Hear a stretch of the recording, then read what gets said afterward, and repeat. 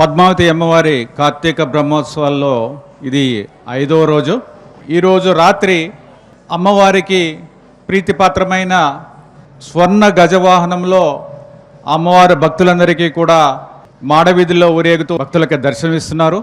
రోజు జోరుగా వర్షాలు పడుతున్నా సరే వేల కొద్ది భక్తులు వచ్చి వాహన సేవల్లో పాల్గొని అమ్మవారిని దర్శించుకుంటున్నారు, అమ్మవారి ఆశీస్సులు పొందుతున్నారు. అలాగే ఈరోజు కూడా గజవాహన సేవలో మామూలు కన్నా అధికంగా భక్తులు వస్తారు దర్శించుకోవడానికి.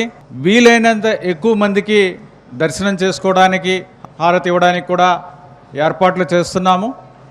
వర్షం పడినా సరే ఏ విధమైన ఇబ్బంది లేకుండా అన్ని రకాల ఏర్పాట్లు కూడా ఈరోజు గజవాహనానికి చేయడం జరిగింది. భక్తులందరూ కూడా పాల్గొనవలసిందిగా కోరుతున్నాం.